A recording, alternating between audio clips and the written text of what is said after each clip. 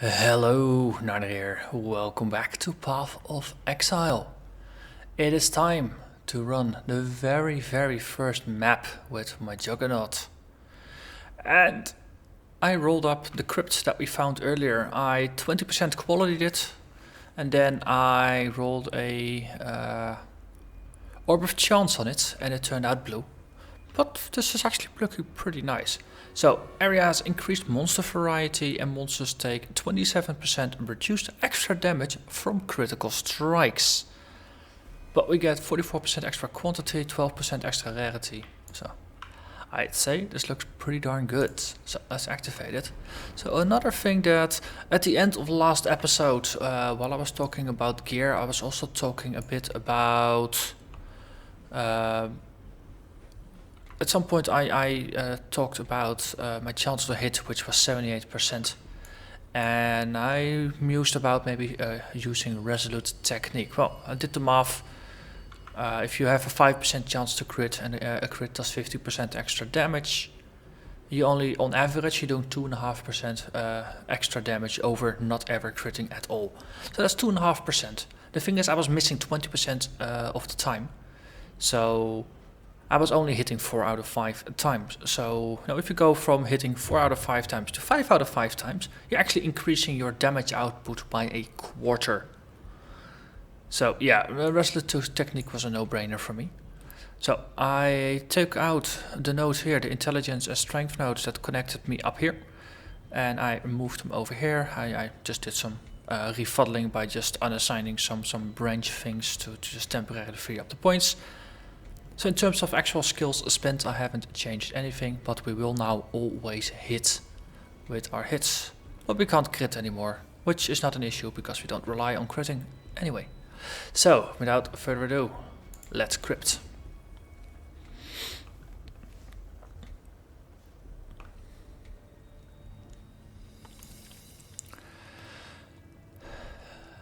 So, this is level 68. We have some fun here. So let's just stick to the left hand side and see how long this takes. I cannot do this yet. Wait, what's that? Projectile weakness. Okay. I suppose that's slightly annoying. Let's drink an anti-curse potion for that. Oh, one of the other things I was musing about was my flasks. I actually took the effort to make an instant heal flask. If you add 20% quality to a Divine Life flask, then if it's seething, you get 979 life. You can hit it 3 times in a row, so that's almost 3000 life. So that's actually, it's substantial enough. Gold amulet, I don't really care. It's just a rare. Not worth those coins. If I could also use them to buy a unique eventually.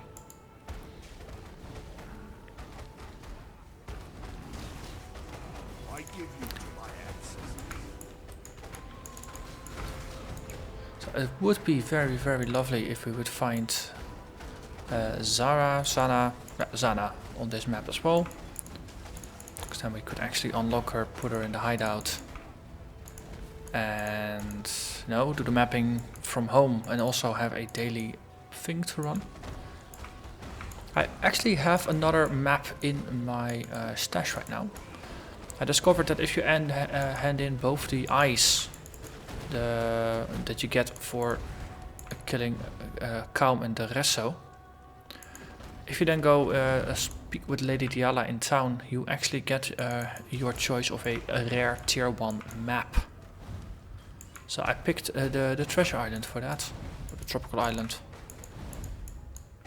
I think it's tropical island. I always think of it as a treasure island, but I think treasure island is actually the rare version of it, of the unique version.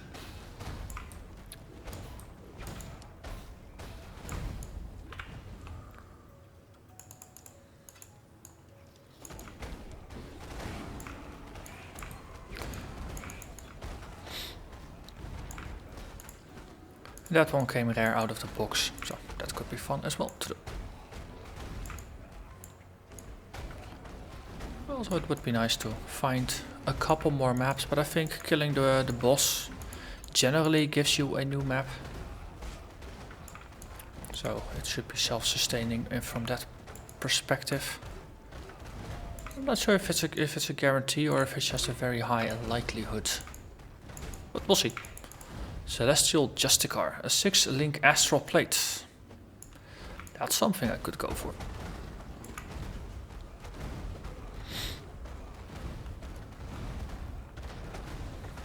Here, I have a totem as well.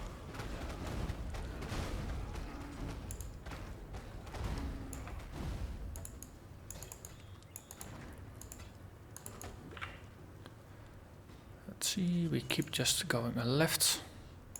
Ooh, ow, they are nicely bunched up, ready to die. And that ends. So I only had like a small stack of portal scrolls with me, and the others, the ID scrolls, I actually left at home. Just because I remember from running maps previously, you get a lot of scrolls here. And it's very easy to overflow if you start with my usual 10 portal scrolls and 20 ID scrolls. That's usually what I try to have in my inventory as a default setup. But it overflows rather easily here.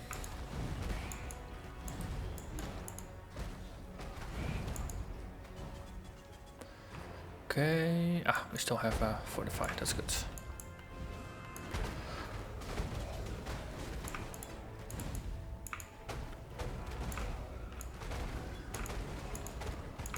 So far so good. Just smashing through things, not really feeling a lot of danger here.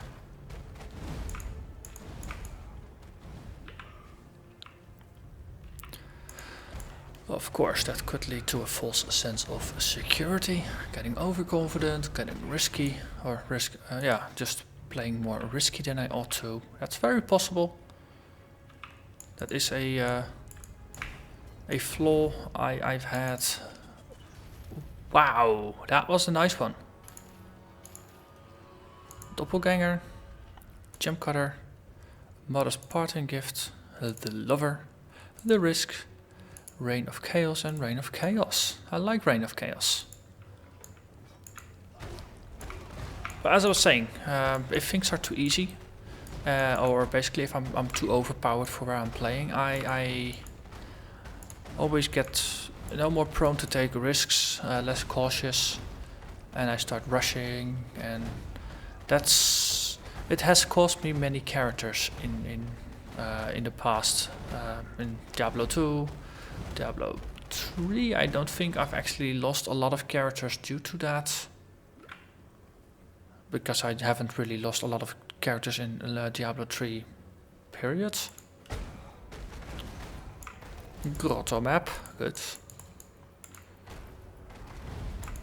I think Path of Exile is actually the game where I've lost most characters because I was just simply overmatched for the content. Same as in Torchlight 2. I've had that as well. Both games are pretty challenging at times. Well, I'm not quite sure if I'm more familiar with the gameplay now or if the difficulty spikes are still there. But no, I'm just completely smashing through things. My life bar doesn't move. I kill things in 1 or 2 hits. And there's no real challenge in the combat. If you contrast this, for example, with my previous video where I fought the Resso, that fight lasted, I think, a minute or 2. What are you? Corrupting Blood. Okay, I can handle it. 8 stacks, 9 stacks, 11 stacks, 14 stacks. Look at my life. It's not budging. This is the power of the Juggernaut. The Juggernaut will not be killed. And even if you put 14 Corrupted Blood stacks on top of him.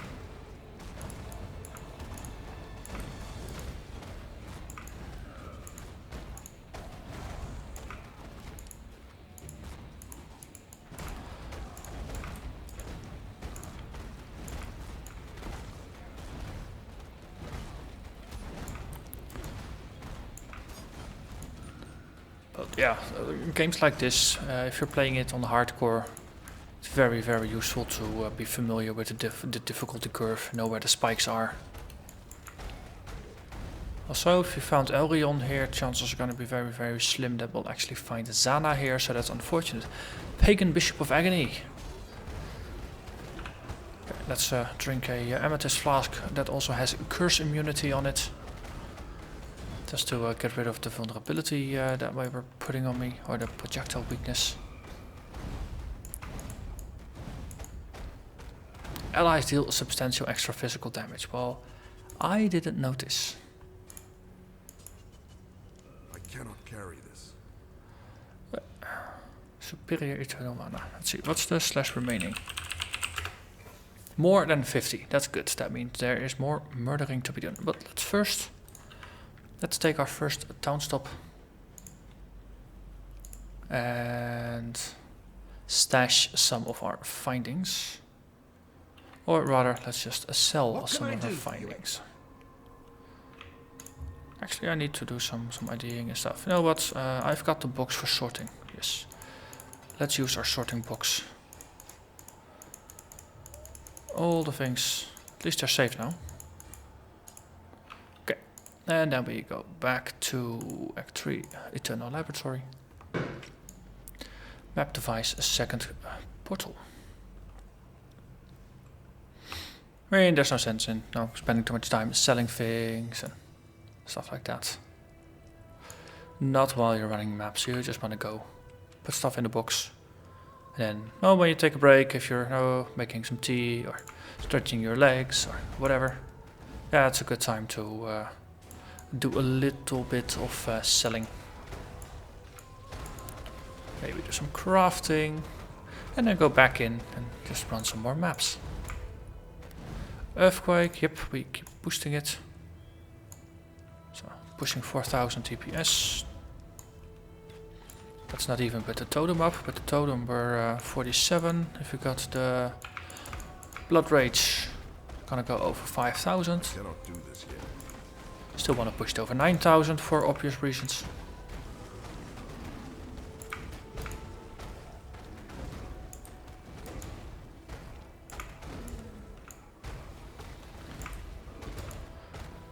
So monsters are not really dealing a lot of damage to me right now. That's unfortunate, so the Blood Rage can't kick in. Yay, Blood Rage. More Frenzy Charges, come on, we can do it. 3 Frenzy Charges, one of these. 6400 DPS. I would say that's fair. Vengeance, yes. Less duration, yes.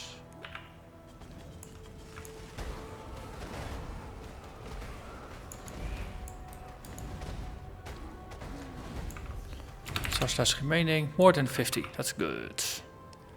That means there will be a couple more rooms that we can just clear. Once you get into the 10 or 20 range, then there's probably going to be a single room, maybe 2. And once it's less than 10, then you know you just forgot a couple. And you get into the annoying bit of having to rerun the entire level if you want to do a full clear.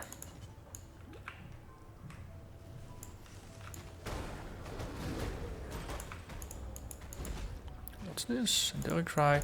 I'm being a bit cautious when just paying attention to what to upgrade and what not. Because I don't want to accidentally boost my golem again. Or anything else that's on a cast by damage taken setup. Because you can't selectively down level gems. That would be a killer feature actually. Or via crafting, drop the level of something.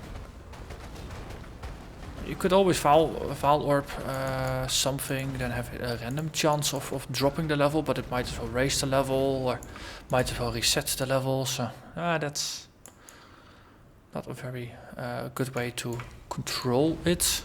It's just random stuff happens. Also, I saw Bonds of Chaos ahead. Here, totem. Drink my Amethyst Flask. Boom. Drink it again. While we're at it. Okay, and we're mopping up now. That's good. You don't have any buddies to bond with. How, well, sad. 22. Is there a room? Yeah, there's rooms. Okay, you need to walk around a little bit. Yes, here.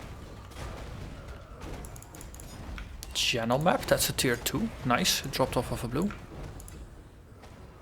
Hallowed Life, that's way too low level.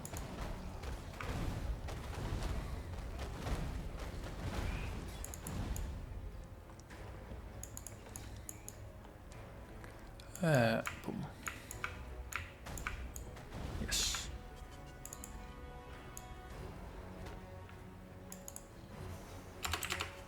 Two monsters. Oh, one of them is here. That's you. Majestic plates. Level 53. And there's a little bit unexplored. Hopefully this is also where the last monster is. Would be nice to get a full clear. Yeah, you. Boom. 0 remaining. Well, in terms of efficiency, you probably want to run. No, just go through and then not chase after the very last one. Let's see, let's grab maps out of this. So for now I'm just gonna throw all the maps into one bin rather than obsessively sorting things out. So next episode, Tropical Island. This is gonna be it for this episode. It was a short run, such a short episode. Map lengths are gonna vary, of course. If we run into Zana or any other interesting submission, episode might last a little longer this time. It went a little shorter. So thanks for watching and see you next map.